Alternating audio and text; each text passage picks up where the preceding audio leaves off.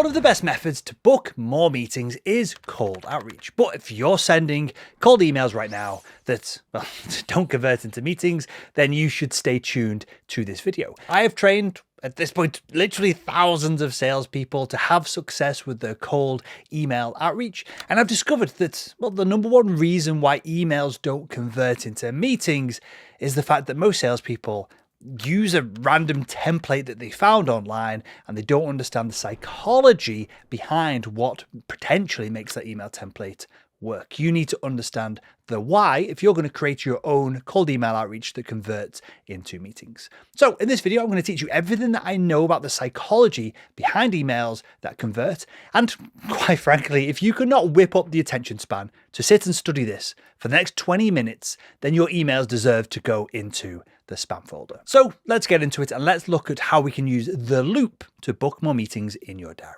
Okay, so once you wrap your head around curiosity loops, you're going to start to see them everywhere. Books, video games, films, and in every single TV show as well. And this is how it works, right? In our email, and you can do this over cold emails, LinkedIn messages, cold calls, whatever communication platform that you desire, you can use this process, but we're going to create this loop. We're going to help the buyer understand that there is a problem that they have. So the buyer might already know that they've got a problem. They might not know that they've got the problem. We're going to identify the problem so that the buyer very visually and clearly understands, and very logically understands, hey, this is something that needs resolving. We're then going to help them. We're going to coach them. We're going to help them understand the fact that, well, this problem can be solved. And then this is where the loop, the magic of the loop happens. We don't give them this bit. We don't tell them how we solve the problem. For them to work out how to solve the problem, they've got to book a call with us. So they've got to jump on a meeting or they've got to jump on a Zoom meeting or whatever it is. So your email might look like, hey, I helped this person solve this problem. We've done it for these people. So people that are similar to your prospect. So we break this or we shift the paradigm that your buyer might think that, oh, we can never get around to doing this, or it's going to be too expensive, it's not going to be effective. We've tried to break that paradigm or shift that paradigm in the buyer's mind. And then when they are essentially going, okay, how do we do this? How do I potentially solve this myself? We don't give them the how. For the how, they need to jump on a call, jump on a Zoom meeting, they've got to answer the door when we knock on it on their office if we're doing in-person sales, whatever it is. They've got to give us the time and the opportunity if they want to know how to solve this very painful problem. And the psychology behind why this loop works is pretty simple. Humans are wired neurochemically to lust after things and then get the payoff and feel good afterwards. Basically, you find imagine us being hunter-gatherers. There's a problem, there's a lack of food, there is a predator, whatever it is. We start to feel uncomfortable. We start to feel slightly edgy. We are driven to get that problem solved by different neurochemicals being released in our brain. And then when we solve the problem, we get a big old hit of dopamine. That makes us feel good. It makes us feel content. Oxytocin is involved in this process as well. And at that point, we are rewarded. Then it happens over again and again and again. And this is wired into us from an evolutionary perspective to help us solve hard problems. So you've got to include curiosity loops in your cold email outreach if you want to generate replies. And quite frankly, you can frustrate your buyers. I encourage you. You don't want to annoy them, but you want to get them right up to that line of frustration where they're like, oh, I really don't want to speak to Will about sales training. I'm busy, I can't be bothered, I don't really care about my job, but if I don't get this done, I'm going to get in trouble. And that's what we're going to cover in the next step. Okay, so after we've implemented the curiosity loop in our cold outreach, the next thing we need to think about, and this is probably the most important part of this video, that is you've got to think about your offer, the offer that you're presenting to your prospects. And your offer also ties into what's called the golden rule of cold outreach, which we're going to come on to in a second. But essentially, your offer must trigger some panic in the prospect.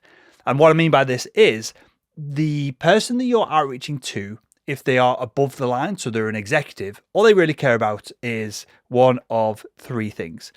They've got to generate revenue. They've got to increase efficiency or optimize the company or the people within the company, and they've got to reduce risk. So legislative risk or risk of being sued or risk of a competitor coming along and just wiping out the business. Below the line, then you're now talking about, and this is when you're prospecting middle management or end users of your product. Now you're talking about themselves. What are they going to get out of it? But the executives, and if you're watching this and you're a B2B salesperson, that's probably who you should be prospecting. They are only after these three things.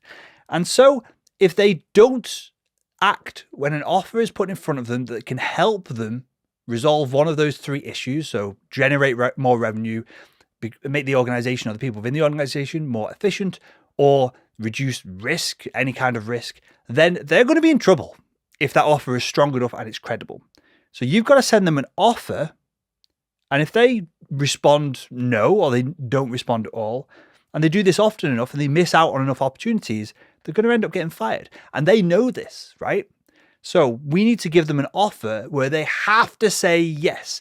They must feel panicked when they get your email. They must be thinking, again, same in the similar point, it's the previous point, I don't really want to jump on a call with Will to talk about sales training, but his offer is so strong that I'm going to look like a complete idiot in front of my boss if I don't at least investigate it, if I don't at least do a little bit of due diligence.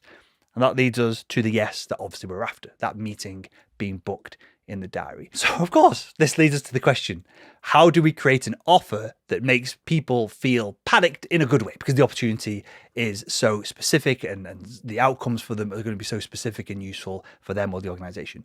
And this comes in two steps, right? The first part of our offer is that we need to be specific. Your offer is going to be a lot more impactful, and this ties into the golden rule of cold outreach, we're going to cover in a second, but your offer is going to be a lot more impactful if you don't cover everything that you do, every feature that your product has, every benefit. If we just cover the small, tiny, the one thing that the buyer is going to care about. So with Salesman.com Academy, people want to make more money.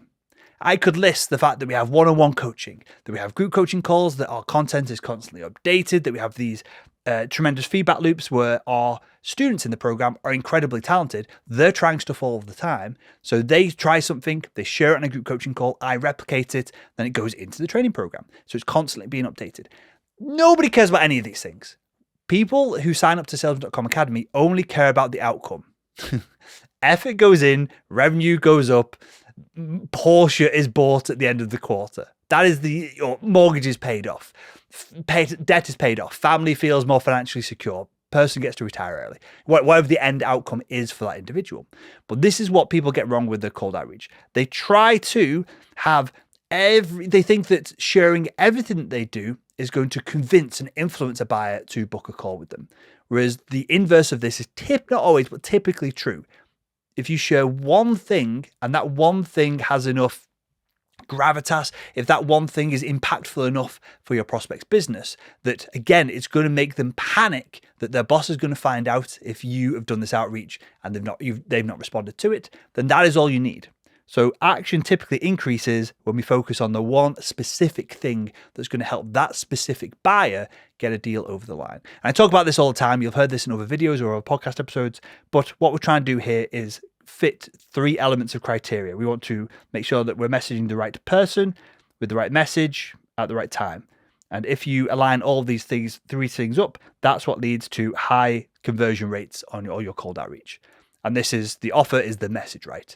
We've got to send it to the right person, of course, but you choose who you email, unless you're using some highly sophisticated automation, which we'll cover in future videos using AI cold outreach and all the technology and tools that are available right now to do that.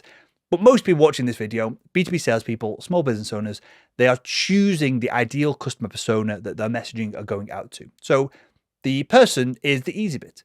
The message is almost entirely, once you understand the idea of a curiosity loop, the message is almost entirely down then to your offer. And again, the more specific you can be for that person and the better the timing is, as in your offer of value correlates with the pain that the person is in that moment in time when they open the email, the higher your conversion rates are going to be on all of this. Which then leads us on to the golden rule of cold outreach. People get this wrong all the time. But this is a bit of a sanity check for anything that you send out into the marketplace. The golden rule of cold outreach is very simply that all you're trying to do is book a meeting. That is it. You're not trying to educate. I keep hearing this word being bandied around. And even with new students, when they come into our training program, they want to nurture their buyers. They want to do all these fancy things. That is all marketing nonsense that works sometimes, and it certainly works at scale, but almost always doesn't work at an individual level, which is what we're doing in sales, right? Marketing is broad, sales is person to person. That's the differentiator between the two. We might both be creating LinkedIn content. We might both be sending emails to lots of people, but marketing are doing it to one-to-many. We're doing it one-to-one. But the golden rule then is the only thing you're trying to do is book the meeting. So what's that one line that you can say that books the meeting? What is that one feature that books the meeting? What is that one product out of your portfolio of 50 products that books the meeting? Focus on that. And it might be different for different markets, for different people. That's why we want to have a cadence or a series of emails or a series of touch points to book more meetings or increase the chances of converting that particular account into a conversation. But you don't need to explain how every single thing works. And when you start doing that, you break all the curiosity, and your emails, LinkedIn messages, your cold outreach in general falls apart. And that brings us on to the second element that you need to include, or at least think about within your offer. And that is the less risk, the more action is going to be taken place on the back of your outreach. This is dead simple. If you offer someone like absolutely the world, you're going to 10x their revenue. If you offer them something like that, they're thinking, okay, great. First off, there's a trust element, right? Do I trust this person to deliver? But let's say that they trust you. Let's say that you are working for a large organization, or that you've been in business for 25 years and you've got lots of case studies and testimonials. So we ticked the trust element of this.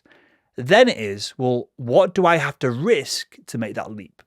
And the more that you can reduce the risk, and if you're good at this, the more that you can invert the risk, the more likely you are to book that initial meeting.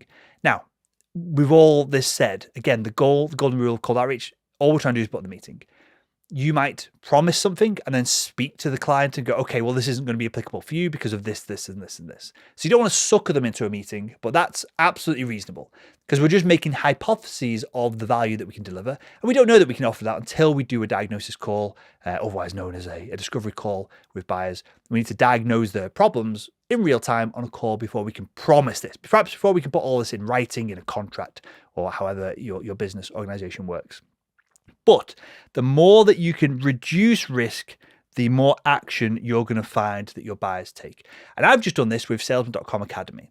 So our offer has always been, for the past couple of years or so, we'll help you find and close more deals in the next 30 days, or I'll give you your money back. And as a small business owner over at Salesman.com, I realized I've been asked for one refund in the past 3 years, and that is it. Thousands of customers, one refund. So as a business owner, I went, okay, great. I've got some leverage here. Nobody asked for refunds because, assumedly everyone is happy with the product or service when they jump into the program. And so how can I further reduce the risk and put more risk on my side of things? So our new offer is, we'll help you find and close more deals in the next 30 days, or your money back and a $1,000 gift on top. So now what we've done is we've not just reduced the risk. We've not just reduced the risk. We've actually given people an upside if it doesn't work. And I know that our refund rate is so low that this risk from our side of things is essentially negligible. If I have to give if I have to give 10 people a refund in the next 3 years, because maybe they're not the right fit for the product, or something else has gone wrong and it cost me 10 grand. Well, I've probably made $500,000 from everyone else who's got signed up on the back of our offer being much stronger, because we've now just not reduced the risk. We've reversed the risk. We've gone beyond less risk to the point of you will be rewarded if it doesn't work out and our promises aren't kept and you don't find and close more deals in that next 30 days. So you've got to think about how you can do this for your product or service. If you're a B2B salesperson, obviously this is more difficult because you can't just go around offering discounts or refunds or guarantees. If you're a small business owner, you absolutely can and should be trying to take more responsibility for the outcomes of your product or service and put on more pressure on yourself. And you'll find that people will be more likely to jump into your program. You're going to drive more revenue. And as long as you deliver what you promise, obviously, if you're selling a shitty product, all of this falls apart. It's very difficult to make an offer that stands up and lasts the test of time.